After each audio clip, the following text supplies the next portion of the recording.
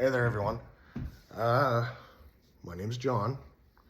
Usually I do videos about opening up cards, a lot of baseball cards. I do some cards with my son Mason, Pokemon, and a lot of basketball. Basketball cards are harder to get here where I live, just because the local card shop focuses mostly on hockey. I live in Canada, but I am a Raptors fan.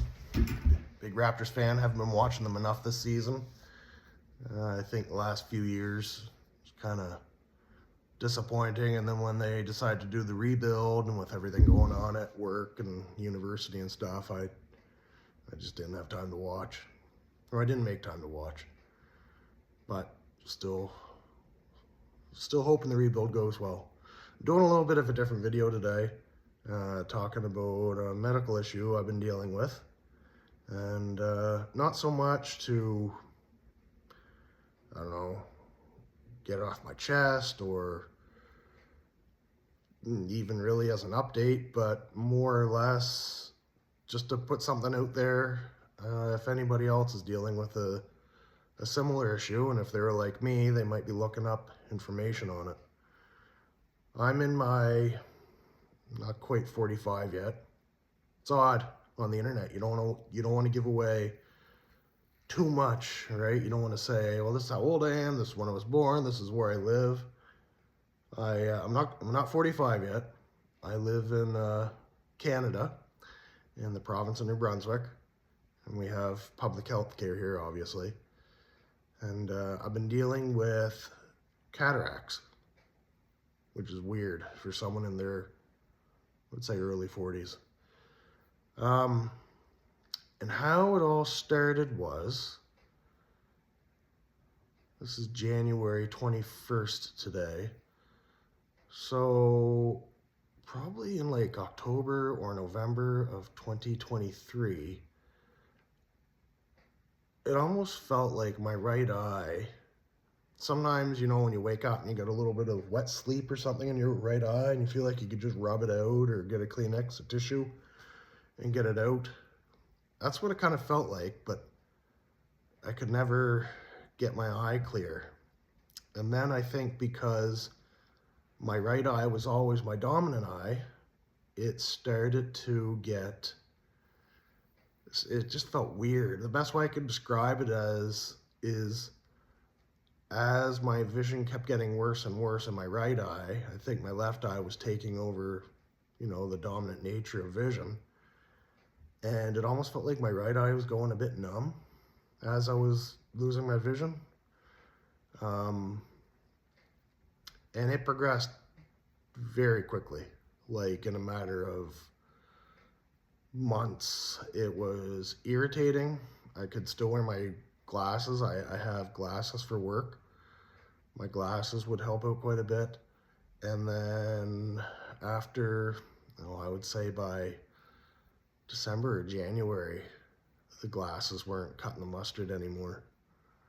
At night, I noticed halos around vehicle lights, very, very, very large halos, especially like LED lights. There's some lights that are almost like a yellow, slightly yellow hue to them. There's a lot of halos around them. But strangely, my vision, as long as it wasn't like bright headlights or bright street lights, my vision in lower light conditions was noticeably improved. At work, we have a lot of fluorescent bulbs. I found those very hard on my eyes. If there was any light fixtures at like eye level, they made it very difficult to see. I dealt with headaches for quite a while. Yeah, so I made an appointment to see my optometrist, and it took a long time to get in, months, months to get in. And then when I had my eye exam, we went through the whole gamut, told him what was going wrong, and they did an eye test, and he's like, oh, you're very myopic in your right eye, but your left eye, the vision hasn't changed much. And then we did, I don't know what it's called, like a a slit light. I'm not an optometrist, I don't know. It's the one where they have like the extremely bright light that's on like a vertical angle. It's a very thin light beam. They keep shining it across your eye, and it's look left, look right, look up, look down.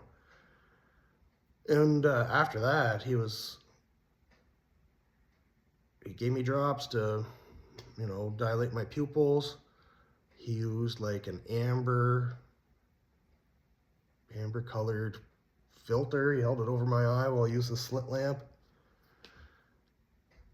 And he told me afterwards, he's like, you have cataracts. And he was shocked by it. Like, I think he was, I don't know if he thought I was going to have a meltdown or what, but he was very shocked by it. And I was like, cataracts? I thought, you know, my parents had cataracts, my grandmother had cataracts. I thought cataracts only happened in like your, you know, earliest late 50s, but typically into your 60s. And he's like, yeah, absolutely, but you have cataracts. But, you know, it's not that bad. You should go see your doctor. Typically, it's diabetes that causes it. And I'm like, okay, so get out of there, call my doctor, make an appointment. He sends me for blood work. There's a protein. Can't remember the name of the protein, but they can test for a protein that'll indicate if your sugars have gone out of whack over the last 3 months. They did a blood test for that. And then I had to do a fasting glucose test to see how my pancreas responded to sharp spike in sugar levels, which is basically you fast, you go in, you fast all night, you go to the hospital, they give you this nasty orange drink, you chug that, you wait for a few hours, you come back in and they do more blood work. And that all came back negative. I don't have diabetes, I don't have pre-diabetes. He said I could be pre-glucose intolerant. And I've since started Ozempic since then. One, to help manage the pre-glucose intolerance, and two, I'm obviously overweight. And Ozempic has been extraordinary. That's a whole other video. Anyway, so the doctor's like, no, you don't have diabetes. Waited a little bit. Eye doctor didn't want to send me to the ophthalmologist because I don't want to get into it, but it was like he didn't feel the cataracts were bad enough. I had to go in for another eye test. But before that, I called my family doctor and I was like, listen, can you please put me in for a referral to see an ophthalmologist, which is like an eye specialist? He's like, yep, no problem. He asked me why, and I'm like, well, because I have these cataracts. And he's like, okay, no issues at all. I have an excellent family physician. And I'm very fortunate here in New Brunswick to have a family physician. My wife and son don't. When my wife and I got married, she had a different family doctor, and we chose that my son would go with her family doctor and I'd stay with mine. And her family doctor retired. She's yet to get a family doctor. And for anything but puffers and drops and whatever, the medical system is pretty inaccessible here in the province if you don't have a family doctor. It's trash. It's absolute hot garbage. If you're dealing with any sort of chronic medical issue, it's a privilege to be able to access the healthcare system in any substantive way. Anyway, that's another video. So, went to see the ophthalmologist, and she was a crackerjack. She was spot on. Very smart, very direct, and very honest. Like, you know, it's just, this is what's going on. You know, you have cataracts. It's called a posterior sub-capsular cataract. Typically, we don't see this in young people, but it grows extremely fast. It's either at the very back of your lens or on the tissue of the capsule that holds the lens in place behind your cornea on the backside. So she's like, we have to do cataract surgery right away. This was in December I met with her. She's like, we're gonna schedule you in for cataract surgery, likely in January. And do your right eye first, obviously, because it's my worst. She said then, once that heals, we'll do your left eye, and then we'll end up likely doing a laser treatment once both eyes are healed. So yeah, posterior subcapsular cataracts. So yeah, and that makes sense, right? Because my vision went from perfect to I can't see out of my right eye anymore. Like, what, it's about, I think it's just before lunchtime here. Bright sunny day. I can't, it's funny, like, when you're in familiar settings looking through my right eye, like, I obviously know that's my back door and my deck's out there. There's a little bit of snow on it. We had a lot of snowfall yesterday. I know there's trees in the backyard because I've looked at them, for the last 11 years, but I can't see any detail, especially in bright light. It's almost as if somebody took, well, if you've ever been in a car and you live in a cold climate and you have frost on your windows, that's what it's kind of like looking out. Or if you don't live in a cold climate, it'd be like if you had a window and somebody just smeared a film of Vaseline over it. It just makes it, you could see colors, you could see some shapes, but you can't see any detail, you can't read. I can't see facial features. Like, I'll look with my right eye at my son and my wife and I know it's them because I know the outline of their faces, but I couldn't tell you if my wife was wearing makeup or if my son combed his hair. Like, I can't see any details like that. My left eye, it isn't nearly as bad. The cataracts are starting to grow and they're starting to occlude my vision on my left side, but I mean, I asked them, can I still drive? Yeah, you can still drive, you still have your left eye. Yeah, it's been a royal pain in the ass here for the last year and a few months. But in terms of healthcare, family doctor's been excellent. The ophthalmologist has been excellent. I go in tomorrow and I'm having surgery on my right eye. And it's weird. I know it's hard to see, but I can't tell that I have cataracts looking in the mirror. You'll see older people when the cataracts get really, really bad. They used to have to let them ripen up, my father tells me. You'll actually see like a grayness to their pupil as their lens becomes foggy. I can't see anything like that. I've looked without, obviously trying to blind myself. But they're there. It's like a little protein layer. I think the best I understand it, it's like a protein layer growing on the capsular tissue behind the lens. They have to vacuum the surgery I'm having. They go in, they put a little slit in the cornea, go in with a little probe, using ultrasonic probe to emulsify the lens and then vacuum it out. And then they plop in a new artificial lens. The ophthalmologist said I'll likely have to have another surgery once the 2-eye cataract surgeries are done with a laser. I don't know. She said polish off the protein tissue if there's any left on the capsular tissue. And I don't know if that's the YAG laser. I've read about a YAG laser where they actually burn a hole through the capsular tissue, which opens up the lens into the vitreous fluid in your eye. Or if there's something else she can do where she doesn't have to burn away all the tissue. I don't know. What do I know? Yeah, so I go for surgery tomorrow. I had a choice of 2 lenses. One's a monofocal lens and the other one's a multifocal lens where your eye muscles can actually change the way the lens focuses. So you could have far, medium, and near sight without a prescription. She and I talked about it, and after our conversation, I decided to go with a monofocal lens, so I'll have to get glasses to be able to read.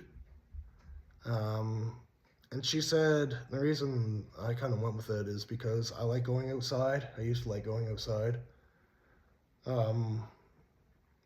And I like seeing things, like off in the distance, or I like seeing the detail of things.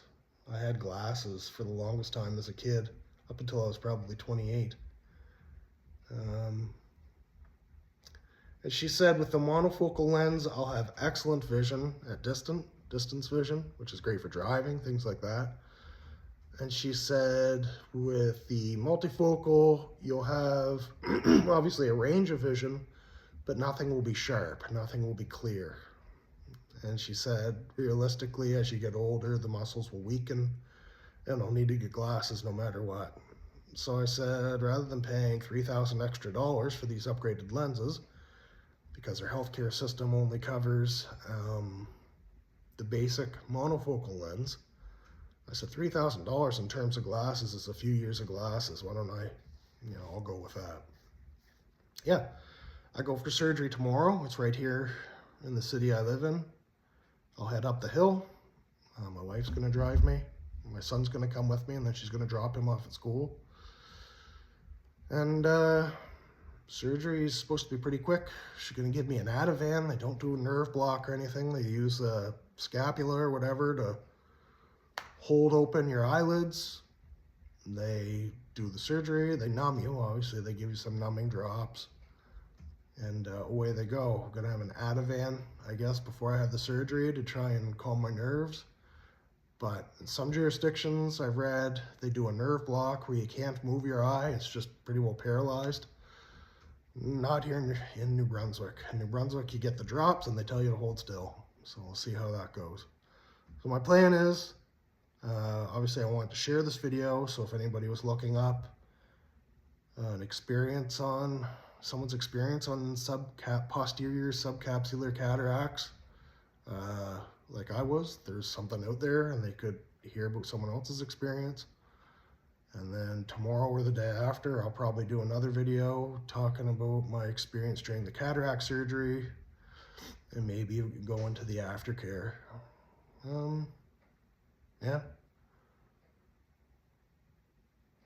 Yeah, I guess, get your eyes tested for sure. My benefits plan at work for a great employer. I'm very fortunate to work for the company I do. I've been working there for the past this will be my 23rd year. I have an excellent employer. We have a decent benefits plan. I can get my eyes checked, I believe, once a year. And I do. But these cataracts, man, once they go, they go. Once they start, it's like sugar candy growing in a glass. My grandmother had macular degeneration, and I was really worried that's what it might be.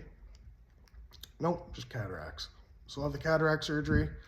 There's a chance, she said, that the capsular tissue might rupture, and I'll have to go to Halifax to have major eye surgery. I don't know. I would consider it major if they have to open up my eyeball. So my wife and I are bringing a go bag, just in case. Obviously stuff for my son too. I got a great coworker. She said she'd come take care of her dog if we had to go. But tomorrow I'm hoping for the best. So that's all I got. Anyway, take care of yourselves. Get your eyes tested regularly, as much as you can. And if anybody from the New Brunswick provincial government is watching this, can you please, for the love of God, make the healthcare system more accessible? It's not. I'm fortunate. I'm one of the lucky few. My doctor's going to retire here at some point. We shouldn't all be stranded in the ocean here trying to drag ourselves back to shore. People got healthcare issues, and telehealth, not telehealth, but that Maple app, eVisit NB, it's dog shit. If you need anything more than a prescription, it's absolute dog shit. And yeah, that's all I got. Take care.